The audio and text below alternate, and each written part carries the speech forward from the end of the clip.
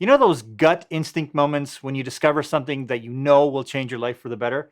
Well, as creative professionals, you've invested in the right gear, you spent vast amounts of time learning all the tips and tricks, you've learned how to make the money. But what are you doing with that earned money? How are you going to make that money work for you and invest in your future self? If you're a creative like me, you probably need to change the way you think about money.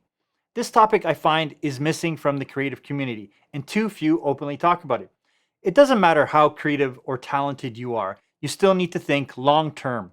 What's your end game? How are you going to retire from this hustle?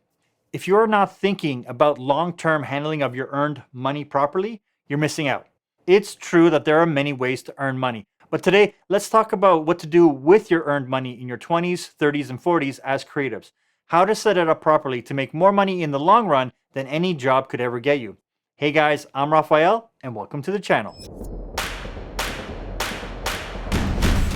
I am genuinely surprised how many creatives and creators are not comfortable with their financial literacy.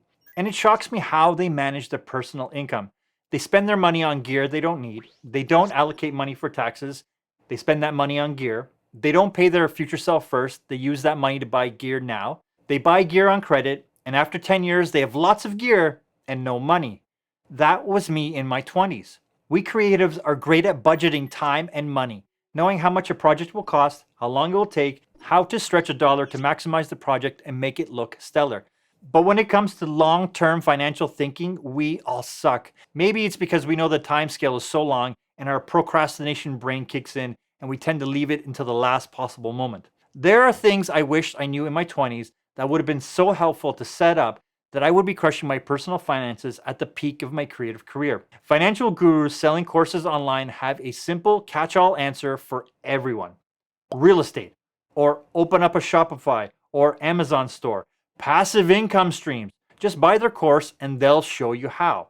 Truth is, they're the only ones making money on that transaction. Also, the creators of these courses can take those courses and shove it up there. Listen, these courses may work if you want to change your career and follow those steps, but that's not where my passion lies. I don't want to curate a store or look for the perfect rental property or post Facebook ads to push people to affiliate links. This all takes a lot of work. This may have worked a few years ago really well for some people, the same people that are now selling courses. Why are they selling courses that are almost identical to all the other courses if their process is working so well for them? At the core of it, my passion is creating. I want to fund more creating. Walt Disney said, "We don't make movies to make more money. We make money to make more movies." That's what I want to do. I like creating. I want to become better at it, taking photos, short films, animations. That's where I want to spend my time. Do you want to spend all this time learning a new skill just to make money? Just to be doing that full time? Again, if the goal is only to make money, go for it. One of the biggest issues with real estate or rental properties, you'll need 5% down or more if it's not your first property, and at least $50K to do a reno of it.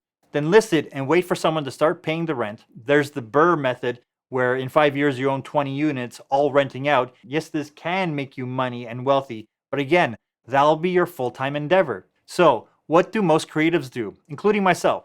Nothing at first. We look at these options and immediately feel that it'll take too much time and it'll distract from what we actually want to do. But we start to look into it more and more, and we know we have to. The key is not to delay. Don't procrastinate this one aspect of your creative life.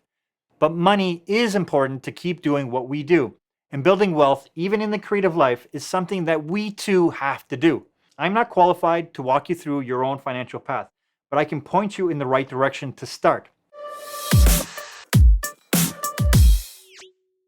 Saving is not enough. You have to do something with your earned money. These are my recommendations for you to consider as a starting point. Mostly for you to get off your ass and do something. It's easy and won't take up too much time, and you'll be back creating in no time. People overestimate what they can achieve in 1 year, but vastly underestimate what they can achieve in 10 years. This is a long-term game. If you do something today, you'll be 1 day closer to that success. There are 2 books that have helped me immensely. I Will Teach You to Be Rich by Ramit Sethi. It came out about 10 years ago and it's in its 2nd edition. He talks about how to set up your automatic money system. He shows you step by step how to allocate your money, how to pay off your credit card debt, what invisible scripts you need to break, and how to set up your long-term investments and what to invest in, all the while living your rich life, as he calls it. It's a great practical book to get your financial house in order and be doing better than 80% of people out there. The gist of it is, first, pay off your credit cards, the one that you use to buy all the gear with. Set up your emergency fund for 3 months of expenses. Yes, really 3 months. And don't touch it to buy a new camera. With every new paid invoice, pay yourself first. As much as you can to start, even if it's $10, and put it into a tax-free saving account. Work up to the max contribution over time. Use part of the money to buy low-fee index fund and buy more every month. And keep buying. This is a book that helped me get my money matters in order. I recommend it as a starting point. This is the moment that you need to decide you will learn the minimum and get started, and learn more over the long run. Investing as a self-employed creative is hard to start because we don't know when the next invoice will come. But once you start this process and you see your money start to grow, you'll get excited about putting more in, and it'll just keep growing. But be careful not to do what I and many people did. After a while, pull all that money out. Think of investing as being on a train. If you get off the train and then get back on it, you'll never catch up to where the train was. The train may slow down, stop, and even go in reverse. Those are all times to load more money onto the train, because the train will start again. It always does, and it will usually move faster than the last time. The second book is The Intelligent Investor by Benjamin Graham. This book really helped me calm my thoughts about investing. And once you take a long-term approach to placing your money in value investing, you really start to look deeper into those investments and not to react when the market swings as it usually does. You can get a hard copy or audio versions of both these books on audible.com. I'll leave links in the description. It's a great way to understand how to make your money work for you and set up the system to grow your earned money. Here are some considerations if you're in your 20s. In your 20s, you don't think about the future too much. You don't think about having a family, a house, a car, kids that will need to go to school, or even that the cost of living in your 40s will be so much higher than it is right now at this moment. And that piece of gear that you're thinking of buying because it's going to get you a better gig, it won't. Your skills will. Gear can always be rented. Don't be a rental house. Now, if you don't have gear like a camera or a computer, this is a valid investment in yourself in your 20s. Buy the very best piece of gear that is right for you. Not the most expensive. Let me be clear. Buy something that will last you 5 to 10 years.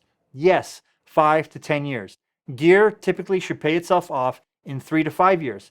It can be faster or slower, but don't buy it on credit. Save up for it if you can.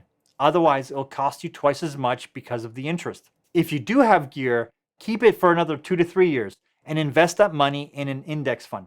Let me show you a quick example of what that $4,000 Sony or Canon camera money invested properly could do for you. Using an online investment calculator, let's punch in $4,000 as the initial investment, and many index funds have shown an average of 8% annual return. We'll make it for 25 years with no additional contributions. And you get $27,000 after 25 years, and you didn't have to do anything at all. Now let's say you added $100 per month to that over the same amount. Boom, $118,000. Over the long term, it becomes stupid growth. This is where the interest comes to benefit you. Your 30s and 40s are your greatest earning potential. You can contribute way more than that $100 per month. And if you're paying off gear that you own since your 20s, then you're just throwing away money. We convince ourselves that the gear will pay itself off in a few months, or whatever lie we tell ourselves to justify buying that piece of gear.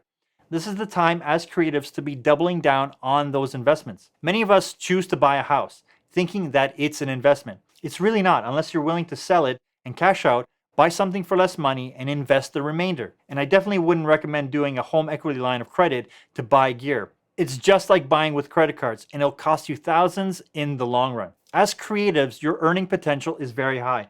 And the better you are, the bigger those opportunities are. But at the same time, the expense of doing that work also goes up. You have to hire more, you have to rent more insurance, more gear, more taxes. Earned money is not the way to build wealth in the creative industry. If you have gear that is sitting around and you're no longer using it, it's time to dump that dead weight. That's money right there. By this point, it is already paid for itself. Selling it would give you an influx of cash to start on this journey, or add into it. I know that feeling of, but I paid so much for it. Yeah, you did. It was expensive 5 years ago. Now it's worth little to you, but can make the difference for someone else, especially in this time right now. People are always looking for quality gear that is probably sitting on your shelf right now. Selling it to them benefits both of you. You get the cash, they get the gear. I know you've heard it before, but you probably have hundreds of dollars a year sitting on your hard drives. You just have to mine it for that gold. Stock assets. Yes, you can make money, and yes, it does take some time to set up, but if you don't want to deal with all the different services individually, check out services like Blackbox, which is an aggregator of all your footage and deals with sending it to many of the stock sites. Just know that stock footage is very competitive, and they do vet the members. So make sure you're posting only the very best of what you have. The biggest thing right now is narrative. They like stories, multiple shots, camera angles in one location with different emotions. Something that can be built into a narrative. But once you set it up, you can just forget about it. It adds up over time. And you'd be surprised how much money you get over the long run. So let's recap. Pick up the book, I Will Teach You to Be Rich, and set up the auto money system. Invest in your future self. Hold on to the gear that you have now. Sell your old gear, set up your stock assets for sale, plan for the long term, and start now. This video isn't about how and where to invest, but that you should start right now, no matter if you're in your 20s, 30s, 40s, or older. You have to have a plan in place. Think of it as planning for a big project. You have a budget and deliverables. You have to allocate resources and money to this project. There's some pre-production and it's going to take some time to set up. And you'll have to learn a few new tricks and techniques. The only difference, this is a long-term project that you directly benefit from.